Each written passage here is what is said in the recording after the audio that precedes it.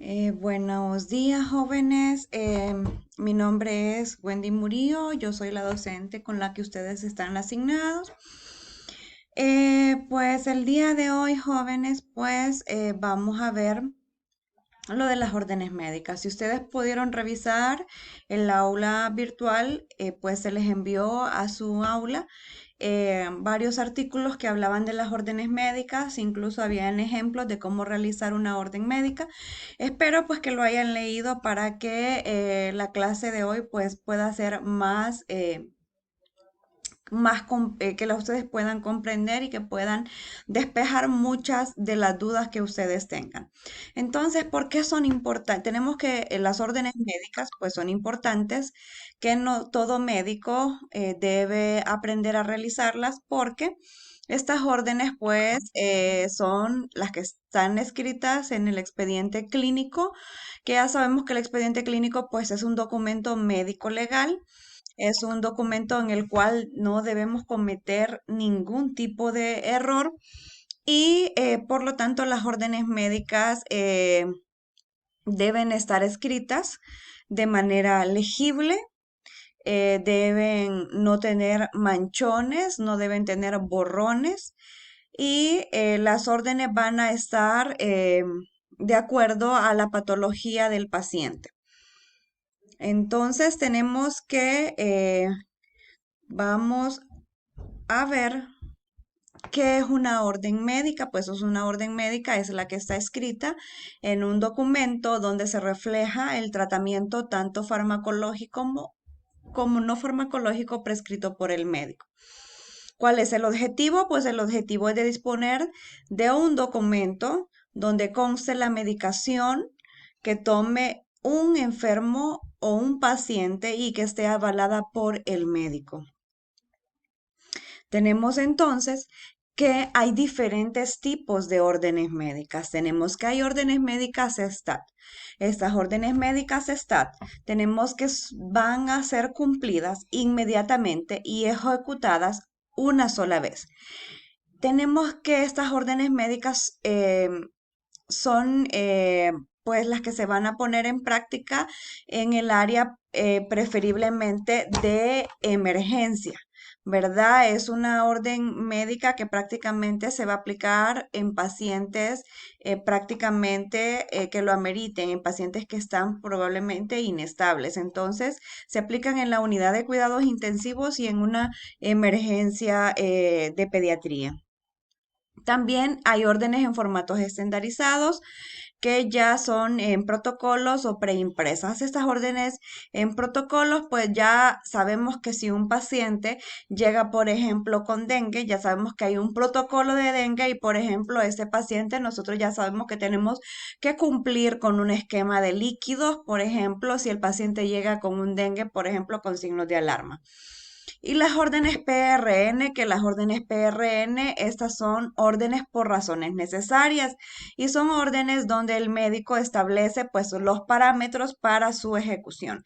Entonces, por ejemplo, estas órdenes PRN serían las que se aplican cuando un paciente tiene una temperatura mayor o igual a 38 grados centígrados. Entonces, nosotros dejamos acetaminofén 500 miligramos cada 6 horas y PRN si la temperatura es mayor de 38,3. Por ejemplo, si tenemos un paciente que lo ingresamos por un síndrome convulsivo febril, entonces a este paciente por sus convulsiones vamos a dejar diazepam, PRN. Entonces vamos a colocar diazepam, por ejemplo, 1 miligramo IV PRN por convulsiones. Entonces, también tenemos que hay órdenes rutinarias y hay órdenes verbales. Las órdenes rutinarias son órdenes que se van a administrar siguiendo un horario de ejecución y administración ya descrito. Tenemos que estas órdenes rutinarias pues son las órdenes que vamos a escribir diariamente, por ejemplo, en el expediente clínico de un paciente que tengamos ingresado en una determinada sala de pediatría.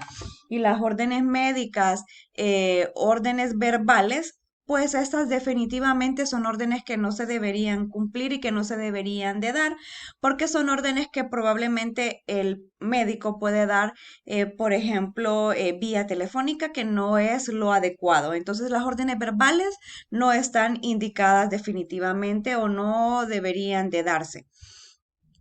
tenemos que muchas instituciones pues han desarrollado normas que prohíben a enfermería administrar algún medicamento eh, que no esté escrito o firmado por un médico previamente.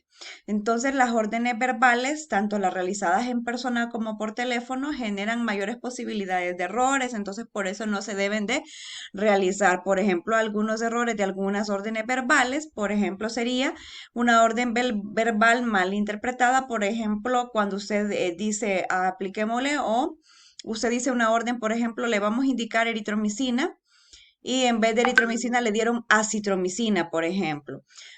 Por ejemplo, a otro paciente que usted le indicó tal vez, le indicó, por ejemplo, Losec, que es el omeprazol, y le aplicaron Lasix, que es una furosemida, que es un diurético. ¿Verdad? Por ejemplo, también puede suceder que usted indique a un paciente que se le indique algún medicamento, por ejemplo, que usted dice Betan. Si vemos estos dos medicamentos, Betan y el otro medicamento, Betan, la pronunciación es la misma, la escritura es diferente, pero este Betan es un antihistamínico que lo vamos a indicar en algún paciente que tenga algún problema de una rinofaringitis y este betán es bromazepam. Entonces las órdenes verbales no deberían de darse porque tiende muchas veces a causar o a generar errores. Y entonces aquí tenemos un ejemplo de órdenes médicas, ¿verdad? Que la primera orden médica siempre en el paciente va a ser la dieta del paciente. La dieta con lo que le vamos a dejar, que va a ser de acuerdo a la patología que tenga el paciente, si lo dejamos con dieta o lo dejamos nada por boca. Los signos vitales, cada cuánto se le van a tomar, si se le van a tomar signos vitales por turno o se le van a tomar signos vitales cada hora, por ejemplo. De ahí la posición en la que vamos a dejar al paciente, una posición semi-Fowler o con cabeza a 30 grados, todo dependiendo de la patología. Si es un lactante que tiene bronquiolitis, ¿verdad? Y ocupamos que le esté semi-Fowler, vamos a indicar semi-Fowler. O si es un paciente que me llegó con un TEC y yo necesito que ese paciente esté con cabeza a 30 grados, entonces coloco la posición. De ahí, si ese paciente yo lo dejo con nada por boca, entonces le dejo líquidos intravenosos, que serían los líquidos de mantenimiento. Luego, la siguiente orden serían los medicamentos con los que vamos a dejar el paciente, si dejamos antibióticos, si dejamos un protector gástrico como ranitidina, si dejamos algún analgésico.